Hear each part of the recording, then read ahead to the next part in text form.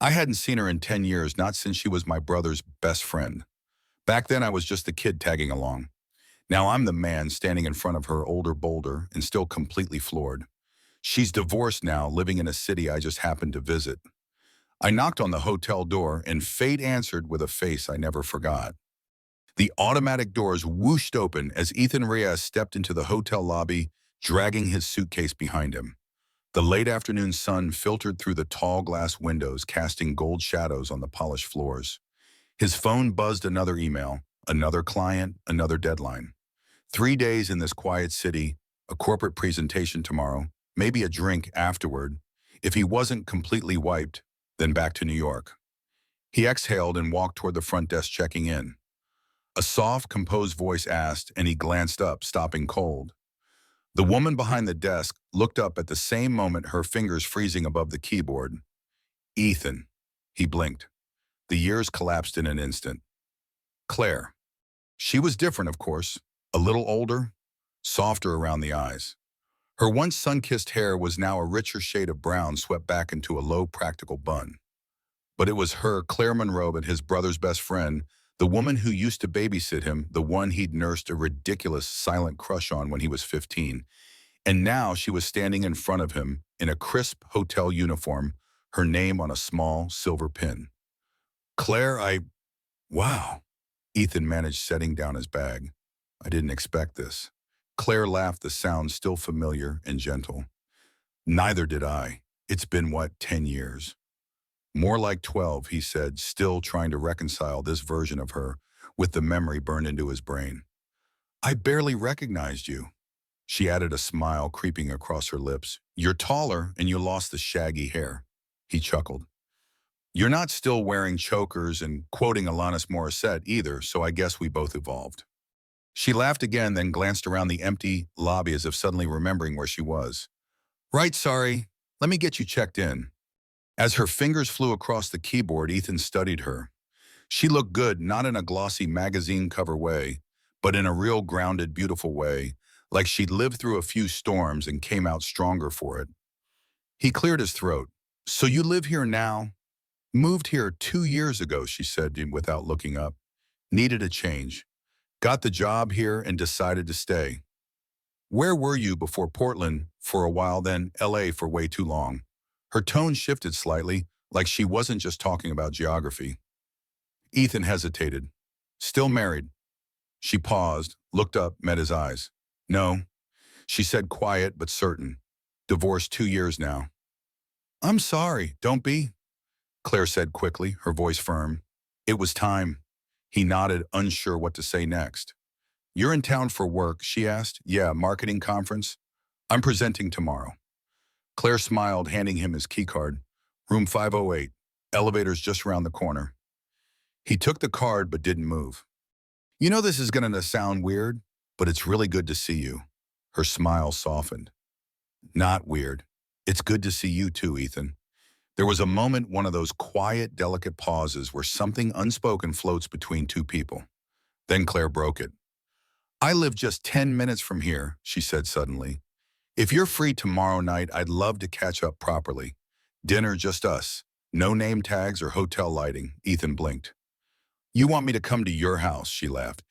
You say it like I invited you to a secret bunker. He raised an eyebrow. I'm just surprised. Pleasantly. Claire shrugged. I haven't had a reason to cook something real in a while. You always did eat like a vacuum cleaner when you were a kid. He grinned. Still do. Good. Then say yes. He met her eyes again, still familiar, still full of something warm and unreachable. Yes, he said. She smiled. Great. I'll text you the address tomorrow. 7-7, he echoed, heart beating just a little faster. He picked up his suitcase and turned toward the elevator. As he walked away, he couldn't help but glance back. She was still looking at him, and she smiled. That evening, Ethan dropped his suitcase by the bed in his room, then sat on the edge, stunned. Claire Monroe.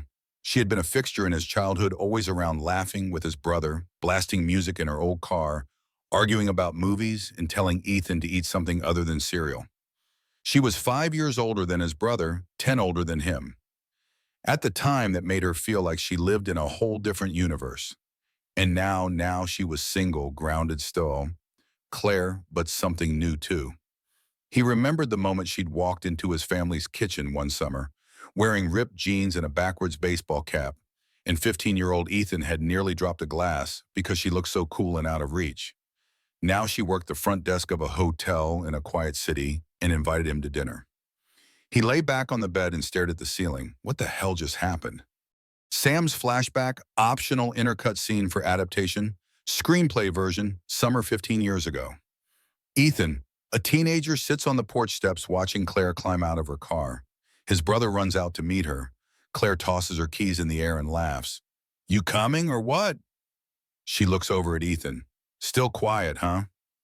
He shrugs. She tosses him a soda. You'll grow out of it. He doesn't say anything, just watches her walk inside. The next morning, Claire woke up earlier than usual. She stared at the ceiling, heart oddly light. Last night had shaken her. Ethan grown up handsome, calm, and those eyes still thoughtful, still kind. She hadn't seen him in over a decade, and somehow he walked back into her life like he never left. Was she crazy for inviting him over? Maybe. But when she looked into his eyes, it felt like someone saw her. Not the divorced woman, not the tired front desk worker, not the has-been who left her marriage behind, just her Claire. She hadn't felt that in a long time. Later that day, Ethan stood outside the conference hall, sipping bad coffee and staring at his phone. Her text had come through during a break. Claire address, 1495 Maple Street. Small gray townhouse. Don't be late. I'm cooking real food, not hotel stuff. He smiled, then typed back, Ethan wouldn't miss it. Should I bring anything? A moment later, Claire. Just yourself, and maybe that smile I forgot you had. He stared at the screen a moment longer, then put the phone in his pocket. He had no idea where this was going, but he was showing up. Ethan stood outside Claire's house, holding a bottle of wine he wasn't sure she even liked. The porch light flickered once, casting soft shadows across the gray siding. The street was quiet, just a sleepy neighborhood tucked into the edge of the city, far from the high-rise buzz he was used to. He hesitated a moment. This was Claire, his brother's best friend, the woman who used to ruffle his hair and laugh at his attempts to act older than he was. But it wasn't like that anymore. He knocked. A few seconds passed, then the door opened. Claire stood in the doorway in jeans and a soft black sweater. Her hair down this time, brushing her collarbone. She wasn't wearing makeup, but she didn't need it. You came, she said, smiling. I said I would. He replied, holding out the wine. I brought peace offerings in case your cooking kills me. She rolled her eyes and took the bottle. Please, I was making grilled cheese while you were still chewing crayons. He stepped inside, grinning. The house was small but warm, full of lived-in charm, a stack of books on the coffee table, a faded couch with a crocheted blanket tossed over the arm. The faint smell of roasted garlic and lemon hung in the air. Claire led him into the kitchen where a pan of chicken and vegetables sizzled in the oven. A small table was set for 2 candles lit, not fancy, just intentional. Wow, Ethan said. You didn't have to go all out. Claire turned to raising an eyebrow. Are you kidding? You're the first person I've cooked for in months. I had to dust off the real plates, he laughed. I feel honored. She poured them each a glass of wine and handed him one. 2 unexpected reunions. To finding out your childhood crush now makes a killer lemon chicken, he said before he could stop himself. Claire blinked, then smirked. Crush, huh? Ethan cleared his throat. Forget I said that? Nope, she teased, sipping her wine. Too late. They ate slowly, the conversation flowing easier than either of them expected. They talked about where they'd been since those old summers in Oregon, Claire's move to LA with her ex, her return to the slower pace of the city, and her job at the hotel. I got tired of trying to live someone else's life, she said quietly. My marriage, it was like being a guest in someone else's story. I wanted something quieter, something real. Ethan nodded, watching her. You look happy here. Peaceful. Claire looked down, smiling softly. I'm getting there. She tilted her head. And you? Still chasing big dreams? I work too much, sleep too little, and live off conference coffee, he admitted. But yeah, I like what I do. I just forget why I do it sometimes. You always were a little intense, he grinned. And you were always the only one who could get me to shut up. She chuckled, and for a moment the years between them vanished. They were just Ethan and Claire again. Later they sat on the porch with blankets and the last of the wine.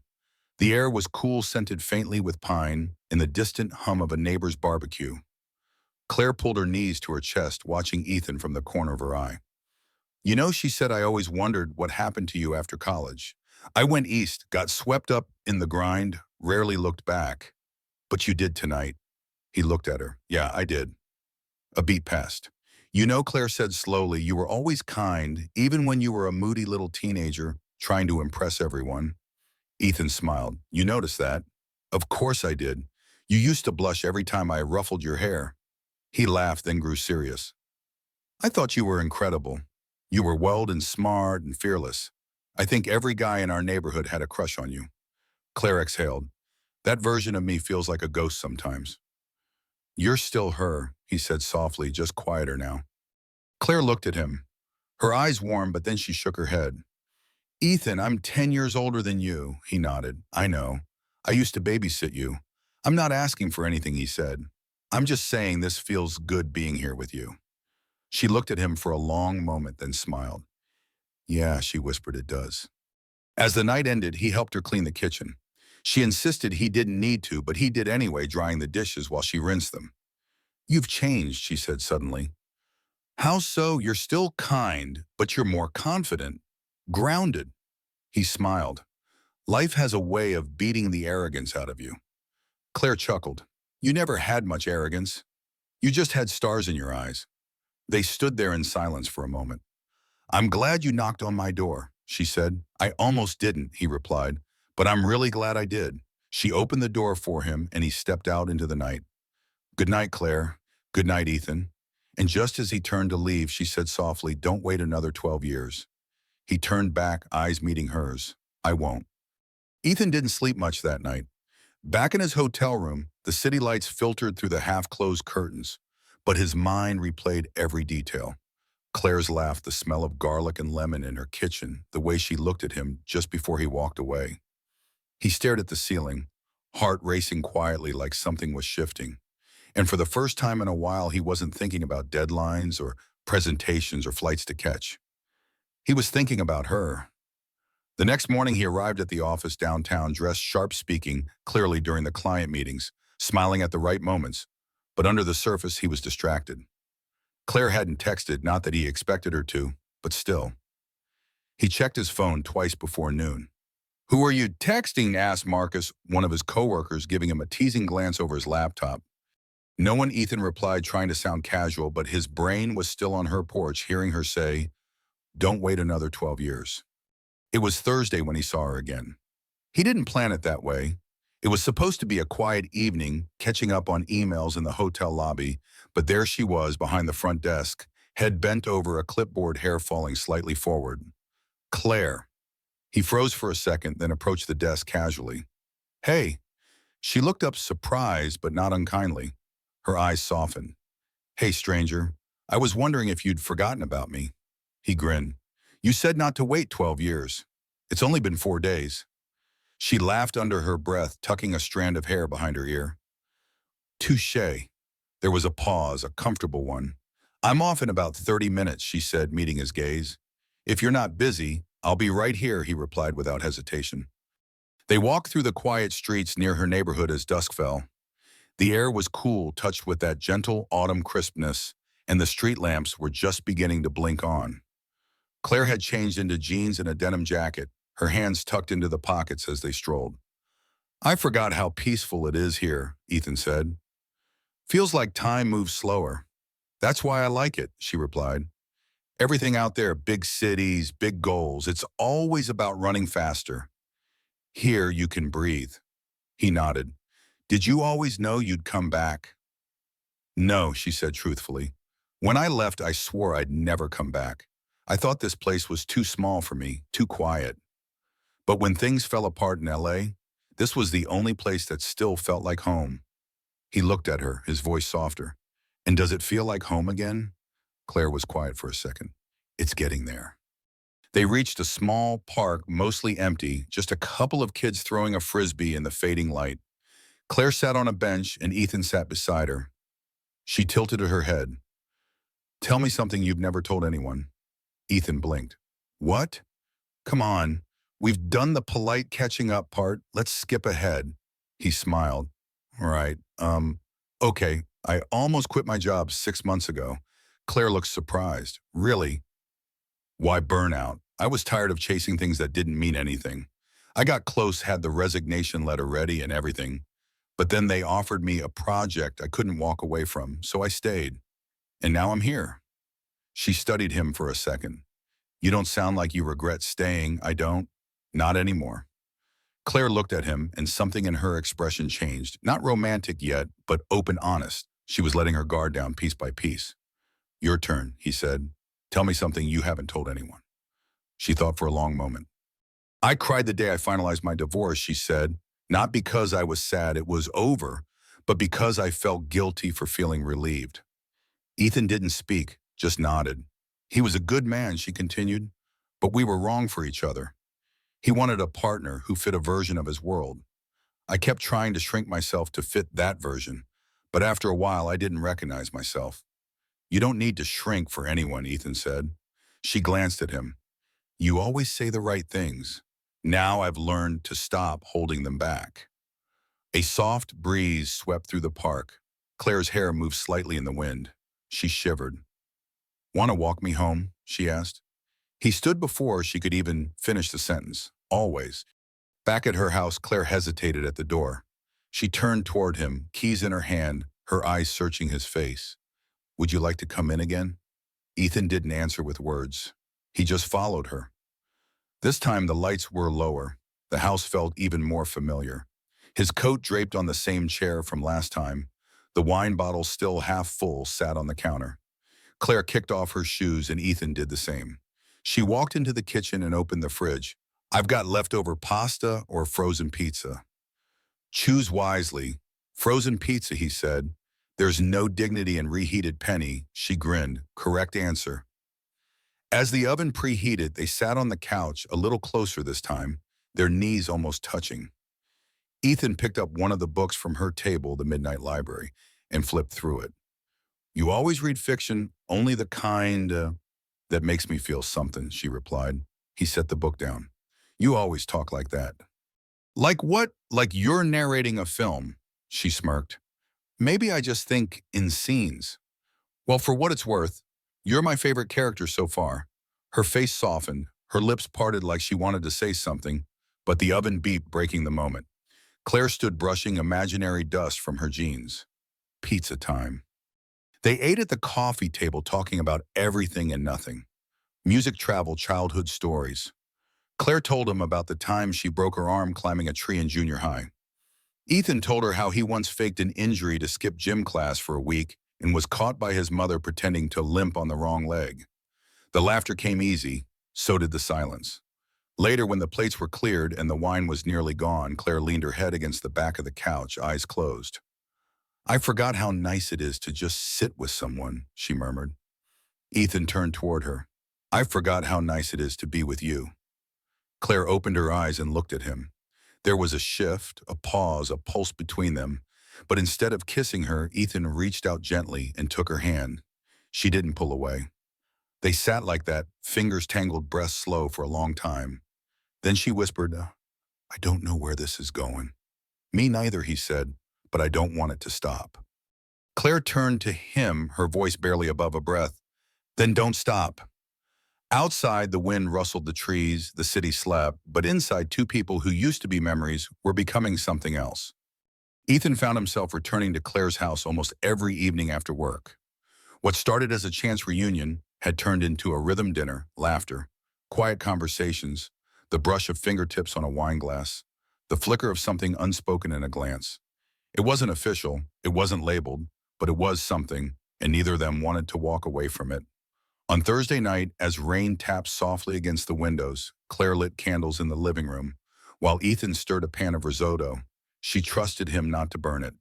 He wore one of her aprons, a ridiculous floral thing she teased him about. I feel like I'm in a Hallmark movie, he said, glancing over his shoulder. All I need now is a tragic backstory and a farm to save. Claire laughed from the couch. You do have a tragic backstory. You work in corporate sales. Ouch! She smirked, curled up with a blanket, a dog-eared copy of The Bell Jar in her lap. Her hair was slightly damp from the rain, giving her a soft, undone look. Ethan brought her a glass of wine, then returned to the stove. You know, she said after a sip, I used to think I'd be remarried by now. New house, maybe a kid. But here I am lighting candles and eating risotto with someone 10 years younger. He didn't flinch. Do you regret it? Claire looked at him serious now. No, but I do wonder what people would say if they knew. He turned off the stove, wiped his hands on the apron, and came to sit beside her. What would you say, he asked, if you saw us from the outside? She was quiet, then I'd say that woman looks happy and maybe a little terrified. Why terrified? Because every time she starts to feel again, she remembers how easily things can fall apart. Ethan took her hand. Things can also fall together. You just have to stop bracing for the break. She leaned her head on his shoulder. I wish I could believe that as easily as you do. I don't believe it easily, he said. I believe it because I met you. They kissed that night. It wasn't planned and it wasn't dramatic, just a quiet moment on the couch after dinner. Claire turned to say something and he was already closer than either of them realized. Her voice faltered. His eyes didn't leave hers. Then she leaned in and he met her halfway. It was slow, gentle, careful. When they pulled apart, her hand was on his chest and his was tangled in her hair. She whispered, this changes things. I know. Are you sure? I've never been more sure of anything. Her voice broke slightly. I haven't done this in years. He pressed his forehead to hers. Then let's not rush it. Let's just be. They stayed like that, wrapped in quiet certainty while the world outside faded into rain and candlelight. But the next day, reality crept in. Ethan had meetings back to back. His phone was buzzing nonstop. His team needed updates, and clients were calling in for final reviews. Claire sent him a simple message at noon. Claire hoped the risotto didn't ruin your credibility. P.S. You left your tie here. I might keep it.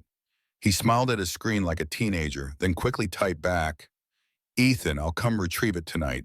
Tie theft is a serious offense. Ethan. So I think about last night every 5 minutes. Her reply came back with a pause. Claire, so do I. That night as he approached her porch again, a flicker of nervousness hit him. The comfort was still there, but so was something else, a weight, a growing awareness that this was no longer just some accidental reunion. He rang the bell. Claire answered wearing a soft sweater and jeans, her hair in a low bun. She looked casual, but her eyes held something vulnerable, tender. He stepped inside and took her hand without asking. I missed you, he said. She smiled, but it was tight. I missed you too. Something was off. He could feel it. Everything okay? Claire hesitated, then motioned toward the kitchen. Let's sit. He followed her in, sitting at the counter while she poured 2 cups of tea, no wine tonight. I got a call today, she began, from your brother. Ethan's heart paused. Jake Claire nodded. He saw me tagged in a photo by someone in town. It was a picture from the front desk. Apparently the hotel posted it for a staff appreciation thing. He recognized me. Ethan's stomach turned slightly. What did he say? He was surprised, then confused, then curious. He asked how I was, asked if I'd seen you. Ethan leaned forward. What did you tell him? I said yes, that you were here for work, that we had dinner. She paused. I didn't say anything more, but I think he suspects. Ethan exhaled slowly. Okay. Claire looked down at her mug. I know it's not wrong. We're both adults. But he's your brother, and I was once someone important in his life, and now you're someone important in mine. Important, Ethan said firmly. Her eyes met his. I know, this might sound selfish, he continued, but I don't care what Jake thinks, not if it means pretending this isn't real. She swallowed hard. I care about your family, about how this could change things. I know, he said gently, but don't let that stop you from choosing what makes you happy. Claire looked at him for a long moment. Her fingers tightened slightly around her mug. Then she nodded. Okay. Over the next week, they carved out something that felt like a secret haven in a noisy world. Ethan finished his workdays and headed straight to Claire's house. They cooked, talked, kissed, slowly learning each other in ways only time and silence could allow. They took long walks through her neighborhood. He learned how she liked her coffee, 2 sugars, no cream, how she hummed when she was lost in thought, how her favorite movie was, Before Sunset, because it didn't need a happy ending to feel meaningful. And she learned that he slept with socks on, always left half his dinner untouched. Not full, just forgetful, and kept a photo of his late grandfather in his wallet. The age gap began to fade, replaced by a shared understanding. They weren't from the same era, but they'd found each other in the same moment. One night as they sat on her back porch watching stars blink into the dark, Claire whispered, "What happens when you leave next week?" Ethan's job had a ticking clock. He was due to fly home in 4 days. He reached for her hand. "I don't know, but I don't want this to be over. Long distance, if that's what it takes." Claire looked at him, torn. "I'm not 22 anymore, Ethan. I don't want to play pretend. I want something that feels real." He nodded. "So do I. And I think we already have it." She didn't answer right away, but she leaned into him, resting her head on his shoulder. They didn't speak again that night. Sometimes love needed space to breathe. On Sunday, Claire walked him to his hotel room. It was early evening, the sky a soft lavender. The city buzzed in the background, but all he could see was her. "I'll miss this," she said, standing at his door. He reached up, brushing a strand of hair behind her ear. "Come with me." "What?" "Just for a weekend. Visit. Let's see where this goes." Claire hesitated. "That's a big ask. I'm not asking for forever. Just a weekend." Her eyes flicked to his. She could see the sincerity, the hope. "I'll think about it," she whispered. He kissed her gently, once, twice, then he walked inside, leaving the door open just a little longer than necessary. Claire stood in front of her bedroom mirror, suitcase half zipped on the bed behind her. It was Friday morning, 2 days after Ethan had left, 2 days of silence in the house, 2 days of thinking, replaying their walks, his smile, the way he looked at her, like she wasn't just someone he used to know, but someone he couldn't stop wanting to know more. On the nightstand sat a boarding pass. He had sent it within hours of leaving, just in case. "I'll be at the airport. No pressure, but I hope." She had almost deleted it, almost told herself it was sweet but temporary, almost convinced herself that it was better to feel nothing than to feel this much and risk it all again. But then she remembered the way he listened and the way he didn't flinch at her fears, and how for the first time in years she'd fallen asleep beside someone and woken up without dread. She zipped the suitcase closed. Ethan stood at the terminal pretending to read an article on his phone. Every few seconds he looked up, nothing. His flight left in an hour. He had no idea if she'd show, but he couldn't leave the city without trying. Just as he was about to walk toward the gate, he heard a voice behind him. "I told you tie theft was serious." He turned. Claire stood there, suitcase in hand, wearing jeans, a light coat, and holding his tie looped around her fingers. His heart stopped. "You came," he said. She gave a half smile. "I didn't want to wonder for the rest of my life what might have happened if I said yes." Ethan crossed to her, and for a moment neither said a word. Then he cupped her face in his hands and kissed her like time had been waiting for this. The weekend in his city was slow, intentional.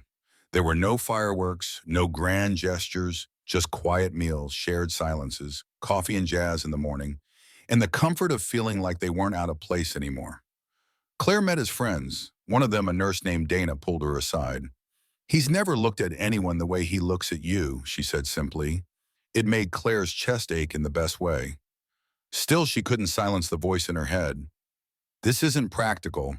What if you're just a phase? What if he wants kids? What if you want peace? What happens when the newness fades and the real world creeps in?" They lay on the couch Sunday night, legs tangled, a movie playing, but neither really watching. Claire turned toward him. "What if this doesn't last?" Ethan looked at her, eyes steady. "Then I'll be glad I had it, and I'll know I gave it everything." She blinked. "I'm not saying that to scare you," he continued. "I'm saying it because I want you to know I'm not chasing forever. I'm choosing you right now, and I'll keep choosing you day by day." She pressed a hand to his chest. "I want to choose you too," she whispered. "Then we start there." Over the next few months, Claire traveled back and forth. Ethan made a few work trips that just happened to coincide with long weekends near her. They cooked, bickered about movies, introduced each other to favorite books, and navigated the complications of long distance. It wasn't perfect. There were nights Claire cried after they hung up, days Ethan felt the weight of being pulled in different directions, but they didn't give up. Eventually, Claire decided to take a leap. She moved not for Ethan, she insisted, but for herself.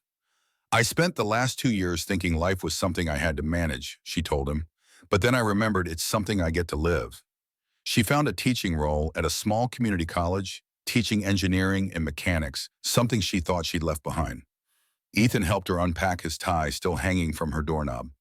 One Sunday morning, Claire stood in the kitchen in one of his old t-shirts, sipping coffee, while Ethan scrolled through an old photo album she'd finally let him see. He paused on a photo from 10 years ago, his brother Jake, and a few others on a road trip. "You really did know him best," Ethan said. She came and sat beside him.